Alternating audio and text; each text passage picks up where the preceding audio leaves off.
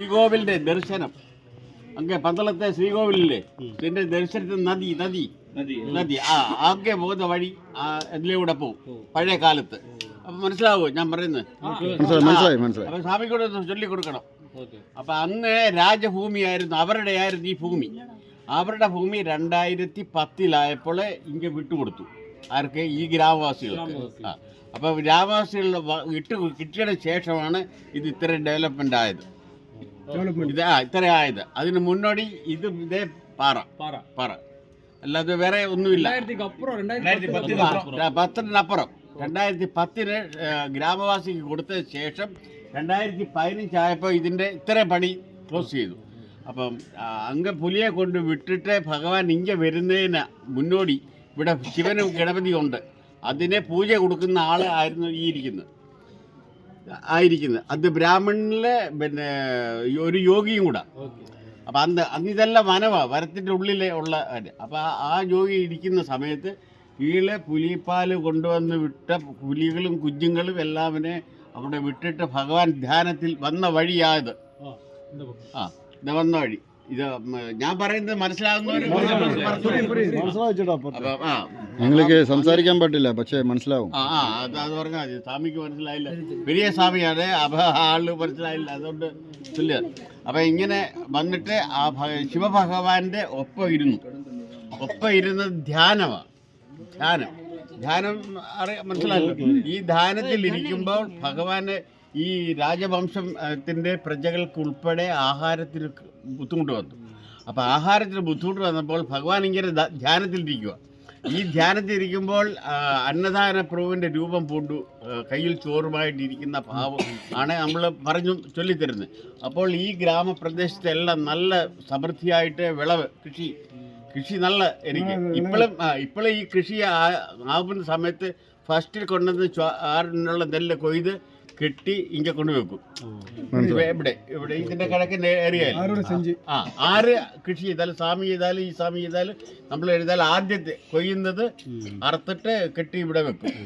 അത് മെഷീൻ കൊയ്താൽ പോലും ഫസ്റ്റിലെ കൊയ്ത് കണ്ടിച്ചവിടെ വെച്ചിട്ട് പിന്നെ ഉള്ളൂ. അതൊന്ന്. 2 ധ്യാനത്തിൽ ഇരിക്കുമ്പോൾ തന്നെ അന്നദാന പ്രഭു പൂണ്ടു. അപ്പോൾ കൃഷി സമൃദ്ധിയായി. അപ്പോൾ പ്രജകൾക്ക് സന്തോഷമായി. ആഹാരം കിട്ടിക്കഴിഞ്ഞപ്പോഴത്തെ നല്ല കാലാവസ്ഥ, നല്ല സമൃദ്ധിയായി. അപ്പോൾ ആ സമൃദ്ധിയായി കഴിഞ്ഞപ്പോൾ സന്തോഷമായപ്പോൾ ഭഗവാനും അതിനോടൊപ്പം ആയിട്ട് വേട്ടയ്ക്ക് പോകാൻ ഉള്ള ശ്രമമായി. അങ്ങനെ വേട്ടയ്ക്ക് ഇവിടെ നിന്ന് പോകുമ്പോൾ ശരം അയക്കുക. അമ്പ് ശരം 1 നമ്മൾ 2 ദാമ്പത്യം പറയുന്നെങ്കിൽ അമ്പും ശരവും 1. അതിവിടുന്ന് അയക്കുന്നത് ഈ ആൽമരച്ചോട്ടിൽ. ഈ ആൽമരത്തിന് എത്ര വർഷത്തെ പഴക്കമുണ്ടെന്ന് தெரியாது. ഈ ആൽമരത്തിന് 20 വർഷത്തെ മേൽ വരും. അത് ചിന്നത്. ഇതിന് വെള്ളം എവിടെ നിന്ന് കിട്ടും? അതൊന്ന് ആലോചിക്കും. ഇത് മണ്ണില്ലാത്ത ഭൂമിയിലെ ഈ വേര് കീഴെ പോകുന്ന പോകുന്ന വേരാണ് ആൽമരത്തിന്. ഇതേ പാറയുടെ അടിയിൽ കൂടെ പോകുന്ന വേര് വയലിൽ വയലിൽ നിന്നാണ് വെള്ളവും എല്ലാം കൊണ്ടുവന്നിട്ട് ഇത് ഇത്രയും ആകുന്നത്. അതൊന്ന്. 2 ഈ ധ്യാനത്തിന് പോയിട്ട് വേട്ടയ്ക്ക് പോയിട്ട് തിരിച്ചു വരുന്നത് കോപത്തോടെ വരുന്ന ഭാവമുണ്ട്. അമ്പ്, വില്ല്, ശരം, ഇത് 3 വേന്തിയാണ് വരുന്നത്. വന്ന പ്രതിഷ്ഠ ഭഗവാൻ വന്നിരിക്കുന്നത് നേരെ ഓപ്പോസിറ്റ്. ഇപ്പം കിഴക്കോട്ട് 3 പേരിരിക്കുന്നു. അപ്പം ആ ഇരിക്കുന്നവരോട് ദേഷ്യത്തോട് വന്ന പടിയാറോട്ടങ്ങിരുന്നു. അപ്പോഴും ഇവിടെ കലഹമായി, ഗ്രാമത്തിൽ കലഹമായി. രാജാവ് ആളിനെ വിട്ട് അത് പ്രശ്നം വെച്ച് നോക്കിയിട്ട് ഈ 4 പ്രതിഷ്ഠയും ഒരേ പീഠത്തിലാക്കി ഒരേ പൂജ ചെയ്യാൻ ഈ ആളിനോട് ചൊല്ലിക്കൊടുത്തു. അവര് അപ്പോഴും ഈ തറയാണ്, സൈഡിൽ നിന്നും കെട്ടിയിട്ടൊന്നുമില്ല. അപ്പം അങ്ങനെ കെട്ടി ആ ഒരേ പീഠത്തിൽ ഒരേ പൂജ, ഒരേ മന്ത്രത്തിൻ്റെ ശക്തി. ഗണപതി എപ്പോഴും നമ്മൾ ബാക്ക് സൈഡാണ് അല്ലേ, ഒരു പ്രതിഷ്ഠയുടെ ബാക്ക് സൈഡ്. മറ്റേത് അതുപോലെ തന്നെ. അങ്ങനെ എല്ലാം നല്ല വൃത്തിയായിട്ട് അത് ചെയ്തു. അതിൻ്റെ അപ്പുറത്ത് ചെയ്ത് ഭംഗിയാക്കി ഇങ്ങനെ പോകുന്നു. പിന്നെ ആൽമരത്തിൻ്റെ ചുവട്ടിൽ ആലിന് ഇത് ഓപ്പണായ കാണാമായിരുന്നു. എൻ്റെ വേര് കമ്പയിലെ വേര് ഇങ്ങോട്ട് പോരുന്നു. മറ്റേ ഇങ്ങനെ പടന്ന് ഇങ്ങനെയുള്ള ഈ ശിഖരം ഇങ്ങനെ പടന്നേ ഉള്ളായിരുന്നു. അപ്പം മറ്റേ ഈ അത് മുറിച്ച് കളഞ്ഞില്ല, ഇത് മേപ്പോട്ട് വന്ന്.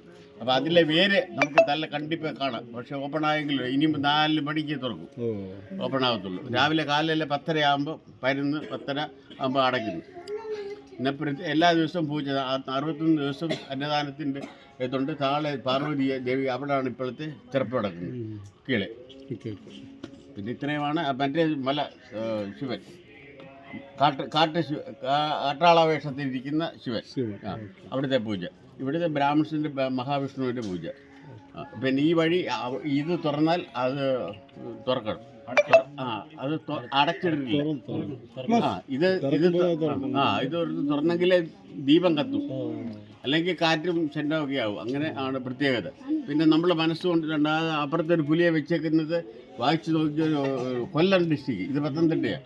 കൊല്ലം ഡിസ്ട്രിക്റ്റിലെ ഒരാൾ വെച്ചതാണ്. അവരുടെ ചിന്ന കുഞ്ഞ് നല്ല ശബ്ദം കൊടുത്തു. ശബ്ദം എന്ന് പറഞ്ഞാൽ മനസ്സിലായോ? സാഭിശരണം. അപ്പം അങ്ങനെ കുട്ടി അവരുടെ സ്വന്തം ചെലവിൽ കൊണ്ടുവച്ചതാണ്. ഈ വൃശ്ചികം ഫസ്റ്റില് നവംബർ 11 കൊണ്ടുവന്ന് പ്രതിഷ്ഠിച്ചു. അവരുടെ ഫുൾ ചെലവ് കുഞ്ഞിൻ്റെ ഇതിലിട്ട്. അങ്ങനെ നമ്മൾ പ്രാർത്ഥിച്ചാൽ അടുത്ത പ്രാവശ്യം ഇങ്ങനെ വരുമ്പോൾ നിങ്ങൾക്ക് നല്ല എനർജി കിട്ടും. അല്ലെ കണ്ടിപ്പ അല്ലെ ഞാൻ ജീവിച്ചിരിക്കാൻ പായസം വേണമെങ്കിൽ തരാം.